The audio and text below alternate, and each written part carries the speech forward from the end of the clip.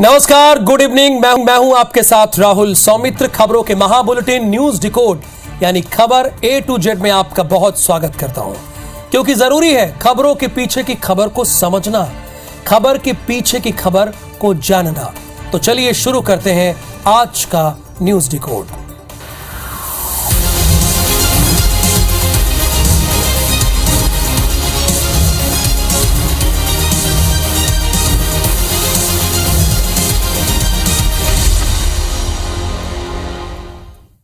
तो पहली खबर भानु प्रतापपुर की से है। भानु प्रतापपुर उपचुनाव के नतीजों की है। कांग्रेस प्रत्याशी सावित्री मंडावी ने जीत हासिल की है। बीजेपी के प्रत्याशी ब्रह्मानंद नेताम को सावित्री मंडावी ने करीब 21,000 वोटों से शिकस्त दी है।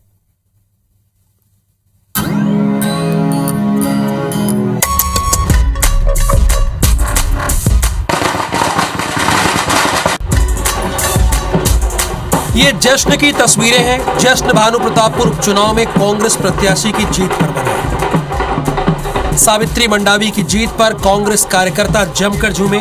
नतीजे आने के बाद कांकेर में कांग्रेस का विजय जुलूस निकला।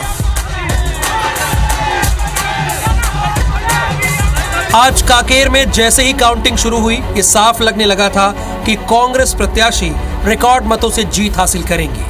सावित्री मंडावी ने 21,171 वोटों से बीजेपी प्रत्याशी ब्रह्मानंद नेताम को हराया। 19वें राउंड के बाद जो नतीजा आया उसे भी जान लीजिए। भानु प्रतापपुर उपचुनाव का नतीजा, कांग्रेस को 65,327 वोट मिले तो बीजेपी को 44,229 वोट मिले। वहीं सर्व आदिवासी समाज के प्रत्याशी को 23,371 वोट मिले हैं। जितने भी मतदाता है जिन्होंने अपना आशीर्वाद दिया है, उन सबको मैं धन्यवाद देती हूं, जो हमें जीत इसमें हमको दिलाई। मैं जनता के बीच में जाऊंगी, महिलाओं के बीच में जाऊंगी और पूरे जो काम महिलाएं जो कर सकती हैं उस विकास के कार्य मैं करूंगी।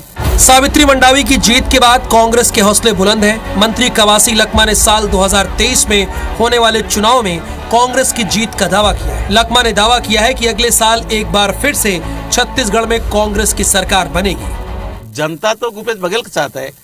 23 में ये जो सौदा है ना, ये पूरा तरह से गायब हो जाएंगे। पूरा भारतीय जनता पार्टी मुक्त छत्तीसगढ़ होगा।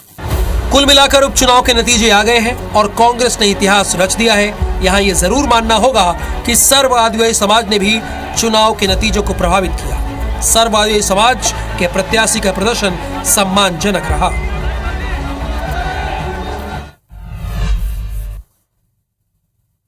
इस जीत के बाद कांग्रेस का कॉन्फिडेंस इतना हाई है कि कवासी लखमा कह रहे हैं कि जो 14 विधायक बचे हुए हैं वो भी 23 में नहीं रहेंगे। तो आगे बढ़ेंगे। भानु प्रतापपुर में कांग्रेस प्रत्याशी सावित्री मंडावी को जीत मिली है। सुनिए कांग्रेस की जीत और बीजेपी की हार पर प्रदेश अध्यक्ष मोहन मरकाम ने क्या कहा। ऐतिहासिक जनादेश देके ये तय कर दिया कि छत्तीसगढ़ में कांग्रेस की सरकार के सामने कोई टिक नहीं पाता। 2023 में फिर से छत्तीसगढ़ में कांग्रेस की सरकार बनेगी। तो रिजल्ट आ गया है।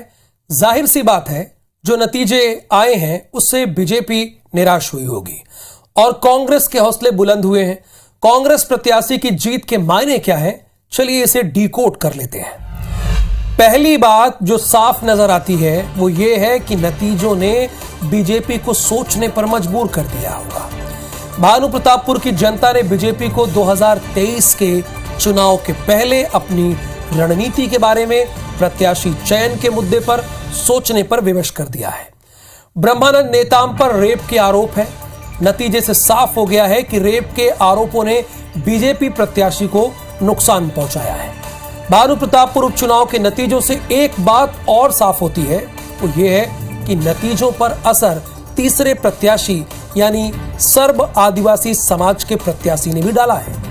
अब जब तस्वीर क्लियर हो गई है, हम कह सकते हैं कि तीसरे मोर्चे के प्रत्याशी ने भी बीजेपी की मुश्किलें बढ़ाने का काम किया है।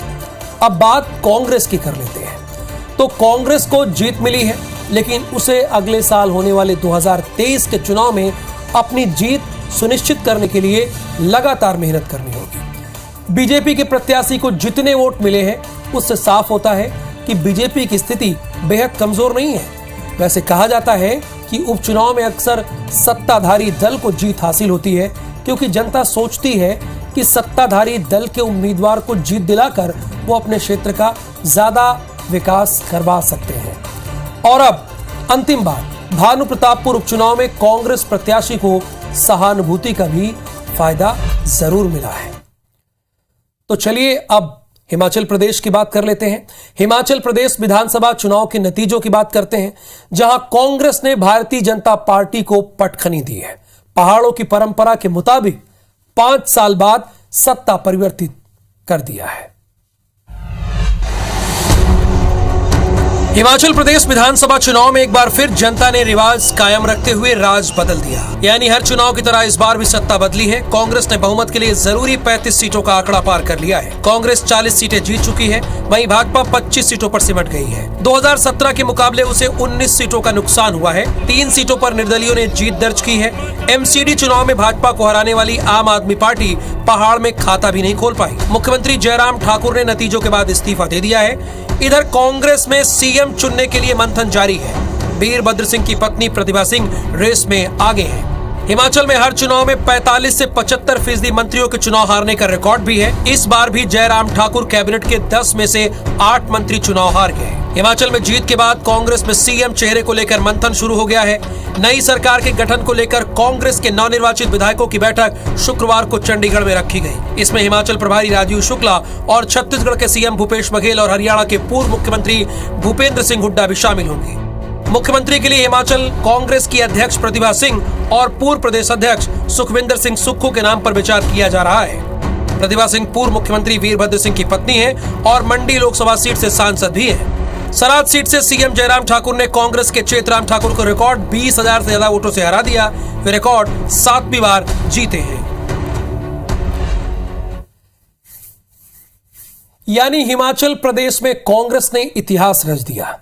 बीजेपी को हिमाचल की जनता ने नकार दिया है। हिमाचल की जनता ने देश को क्या संदेश दिया है, इसे डिकोड करना बहुत जरूरी है। हिमाचल प्रदेश की जनता ने बता दिया है कि अगर सत्ताधारी दल को अहंकार हो जाए तो जनता उस अहंकार को तोड़ देती है। हिमाचल प्रदेश के कई पूर्व मंत्रियों को हार मिली है। यह हार इस बात का सबूत है कि अगर आपको मंत्री पद मिलता है तब भी आपको जमीन पर काम करते रहना चाहिए। आम वोटर्स कनेक्ट बनाए रखना होगा।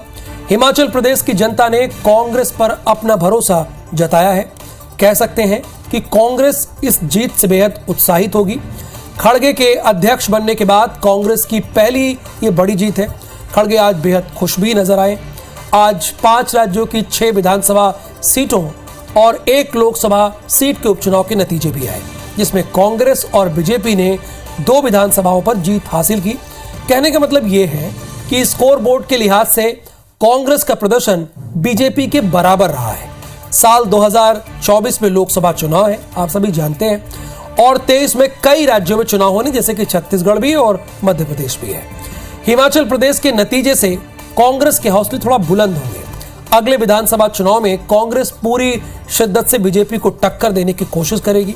हिमाचल में मिली हार के सदमे से बीजेपी कैसे उभरती है, यह देखना दिलचस्प होगा। तो हिमाचल कांग्रेस को हॉर्स ट्रेडिंग का भी डर सता रहा है। कांग्रेस के सामने अपने विधायकों को बनाए रखना एक बहुत बड़ी चुनौती है। इस चुनौती के लिए उन्होंने कैसे कार्य किया है, चलिए आपको इस पर भी एक रिपोर्ट दिखाते हैं।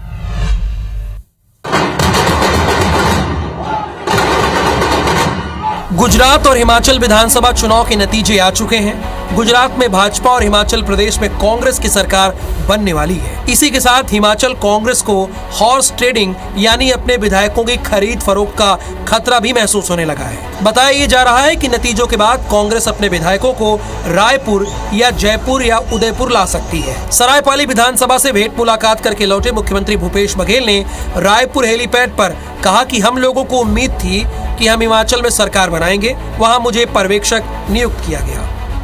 हम लोगों की जो उम्मीद थी कि हिमाचल में हमारी सरकार बनेगी, वो बनती दिखाई दे रही है। अच्छा, आप दिल्ली जा रहे हैं? हाँ जाऊंगा। हिमाचल जा सकते हैं? मैं हिमाचल ही जाऊंगा क्योंकि वहाँ पर्यवेक्षक नियुक्त किया गया है।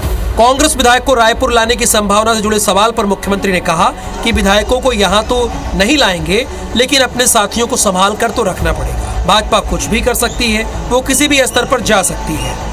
हॉर्स ट्रेडिंग का मामला कुछ ऐसा हो सकता है क्या? विधायकों को शंका है आप लोगों को? नहीं, यहाँ तो नहीं लाएंगे, लेकिन हाँ अपने साथियों को तो संभाल के रखना पड़ेगा क्योंकि भाजपा कुछ भी कर सकती है, किसी स्तर पर जाती है। छत्तीसगढ़ दूसरे राज्यों में कांग्रेस विधायक दल के लिए पहले भी संकट मोचक बना है। पिछले साल असम चुनाव के बाद कांग्रेस गठबंधन के विधायकों को टूट से बचाने के लिए छत्तीसगढ़ लाया गया था। इस साल राज्यसभा चुनाव में हरियाणा का पूरा विधायक दल रायपुर के रिसोर्ट में कई दिनों से रहा। अगस्त में झारखंड में सियासी संकट आया तो कांग्रेस झारखंड मुक्ति मोर्चा गठबंधन के विधायकों को एक सप्ताह तक नवा रायपुर के रिसोर्ट में ठहराया गया था। तो छत्तीसगढ़ के सीएम भूपेश बघेल चंडीगढ़ के लिए रवाना भी हो गए हैं। आखिर सीएम भूपेश बघेल वहां क्या करेंगे, चलिए इसे डिकोड कर लेते हैं। एयरपोर्ट से सीएम भूपेश बघेल सीधे होटल रेडिसन गए।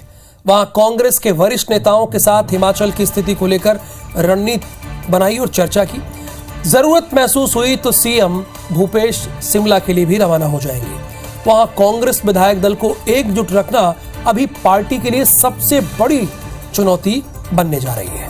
राजीव शुक्ला और दूसरे प्रमुख नेता दिल्ली में पहले ही मोर्चा संभाल चुके हैं। इसके पहले सीएम भूपेश बघेल को हिमाचल प्रदेश के चुनाव से पहले सीनियर ऑब्जर्वर बनाया गया था। इसके साथ ही हिमाचल के चुनाव प्रचार में छत्तीसगढ़ सरकार की योजनाओं का जिक्र भी कांग्रेस ने जमकर किया था। और अब बात करेंगे गुजरात की, चूंकि यहां पर भारतीय जनता पार्टी ने ऐतिहासिक जीत दर्ज की है और एक इतिहास रच दिया है। गुजरात में भाजपा ने 156 सीटों के साथ जीत का एक नया रिकॉर्ड सेट किया है। कांग्रेस ने 1985 में माधव सिंह सोलंकी की अगुवाई में 149 विधानसभा सीटें जीती थी। वहीं नरेंद्र मोदी के सीएम रहते भाजपा ने 2002 के चुनाव में 127 सीट जीती थी। इस जीत के साथ भारतीय जनता पार्टी ने अब तक के सारे रिकॉर्ड को ध्वस्त कर दिया।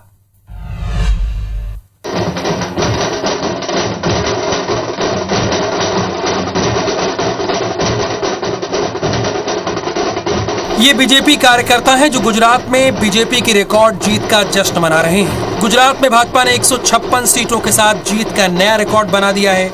इस ऐतिहासिक जीत के बाद 12 दिसंबर को गांधीनगर में विधानसभा के पीछे हेलीपैड मैदान में सीएम की शपथ होगी। दिलचस्प बात यह है कि चुनाव प्रचार के दौरान प्रधानमंत्री मोदी ने कहा था कि नरेंद्र का रिकॉर्ड भूपेंद्र तोड़ेंगे। चुनाव नतीजों में बिल्कुल यही नजर आया।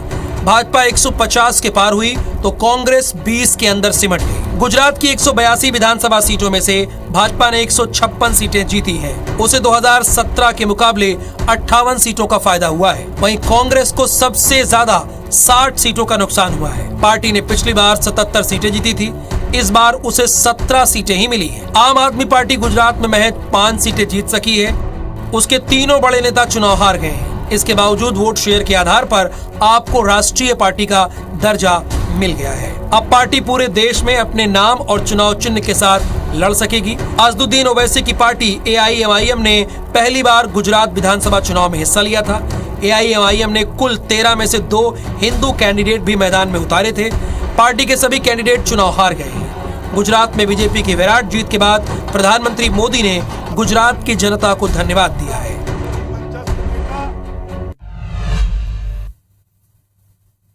तो गुजरात विधानसभा चुनाव बीजेपी ने इतिहास रचा है।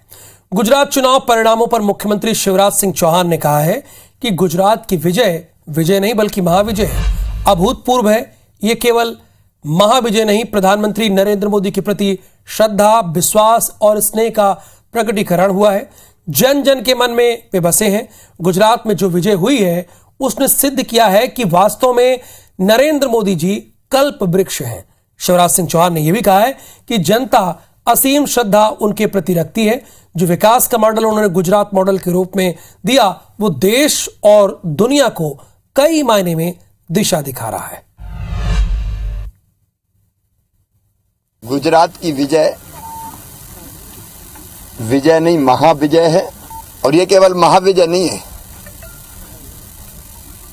माननीय श्रीमान नरेंद्र मोदी जी के प्रति विश्वास, श्रद्धा और स्नेह का प्रकटीकरण हुआ है। जो विकास का मॉडल उन्होंने गुजरात मॉडल के रूप में दिया,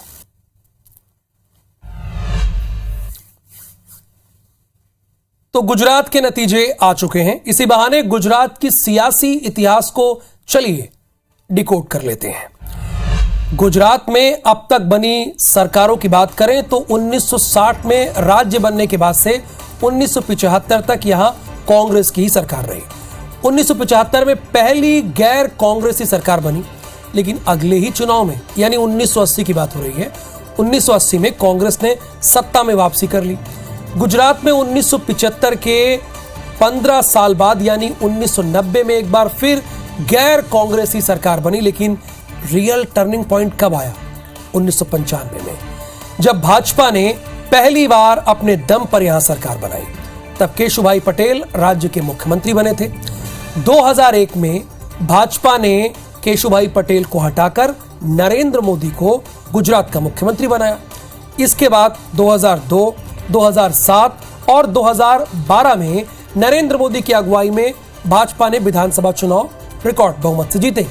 हालांकि राज्य में पिछला यानी 2017 का चुनाव भी भाजपा ने मोदी के चेहरे पर ही लड़ा था, लेकिन सरकार बचने के बावजूद उसकी सीटें घट गई थी। गुजरात को सियासी जानकार 4 हिस्सों में बांटकर देखते हैं।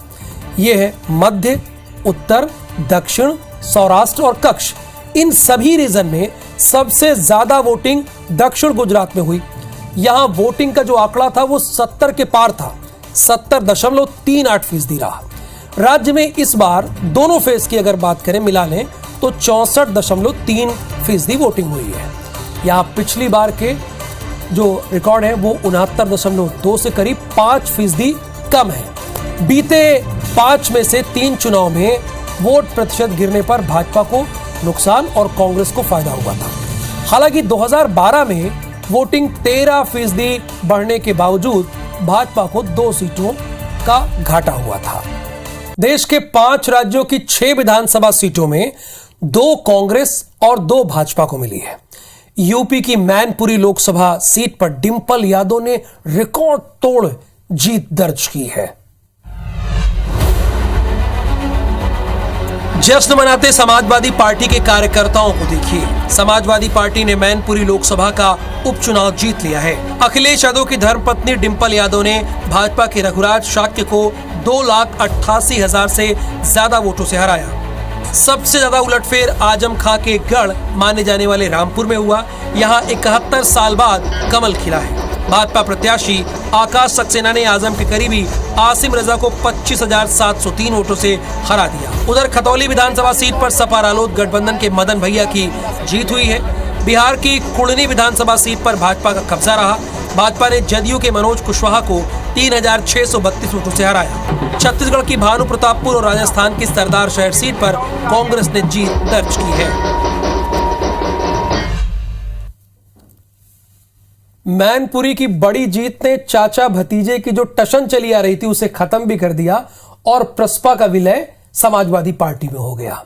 बहरहाल रायपुर के कांग्रेस दफ्तर और बीजेपी कार्यालय में जश्न का माहौल दिखा। आज कांग्रेस ने जहां भानु प्रतापपुर और हिमाचल में जीत का जश्न मनाया, तो वहीं बीजेपी कहां पीछे रहने वाली थी, क्योंकि बीजेपी को गुजरात में प्रचंड बहुमत मिला है। ये 2 तस्वीरें हैं जो रायपुर के कांग्रेस कार्यालय और बीजेपी दफ्तर की हैं। आज दोनों पार्टियों के कार्यालयों में जश्न का माहौल देखने को मिला। भानु प्रतापपुर के उपचुनाव में कांग्रेस को जीत मिली है। इसी तरह राजस्थान के उपचुनाव में कांग्रेस ने बाजी मारी है। इसके अलावा हिमाचल प्रदेश में कांग्रेस को बहुमत भी मिल गया है। 2 उपचुनाव और 1 राज्य में मिली जीत से कांग्रेस कार्यकर्ताओं में गजब का उत्साह देखने को मिला। जो 10 गारंटी दिए गए वो बड़ा काम किया है, उसका प्रभाव पड़ा। वहाँ सारे मतलब भारतीय जनता पार्टी पूरा शीर्ष नेतृत्व पूरा लगातार वहाँ दौरा करते रहे और उसके बाद भी हिमाचल की जनता ने कांग्रेस पर विश्वास किया, तो निश्चित रूप से उसमें जो प्रियंका जी जो 10 गारंटी लेके आई उसका बड़ा असर था। वहीं दूसरी तरफ बीजेपी को भले ही भानु प्रतापपुर में हार का सामना करना पड़ा हो, लेकिन गुजरात में बीजेपी को रिकॉर्ड बहुमत मिला।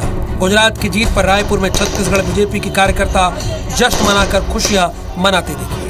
गुजरात में भारतीय जनता पार्टी ने ऐतिहासिक जीत दर्ज की है और आजादी के बाद से जीत के सारे रिकॉर्ड तोड़ दिए। निश्चित रूप से माननीय मोदी जी और अमित शाह जी के ऊपर गुजरात की जनता ने भरोसा दिखाया है और मैं समझता हूं कि गुजरात की जनता भारतीय जनता पार्टी के साथ निरंतर बनी हुई है। इसी तरह मध्य प्रदेश कांग्रेस कार्यालय में जीत का जश्न भी मनाया गया। कांग्रेस कार्यालय के बाहर कार्यकर्ताओं और पदाधिकारियों ने आतिशबाजी की, साथ ही राहुल गांधी और कमलनाथ की जय के नारे भी लगाए गए। तो मध्य प्रदेश और छत्तीसगढ़ में कांग्रेस बीजेपी के दफ्तरों में जश्न का माहौल दिखा। क्या इन जश्नों के मायने हैं? चलिए डिकोड करते हैं। गुजरात में बीजेपी ने जीत हासिल की और हिमाचल में कांग्रेस सरकार बनाएगी। इस तरह 5 राज्यों के 6 विधानसभा उपचुनाव में कांग्रेस और बीजेपी का स्कोर एक समान है। दोनों ही दलों ने 2-2 विधानसभा सीटों पर जीत हासिल की है और साथ ही एक राज्य में सरकार बनाने जा रही, यानी दोनों के खाते में कहीं खुशी तो कहीं गम जैसा माहौल देखने को मिला है, और जो एक स्वस्थ लोकतंत्र के लिए बहुत जरूरी है, मजबूत विपक्ष के लिए बहुत जरूरी है। तो न्यूज डिकोड में आज के लिए बस इतना ही। ये खबरों का महाबुलेटिन है और साथ ही साथ करंट अफेयर से भरा हुआ ऐसा शो है जो आपको रखता है दूसरों से आगे। तो आज के लिए बस इतना ही। मुझे दीजिए अनुमति। नमस्कार, शुभ रात्रि।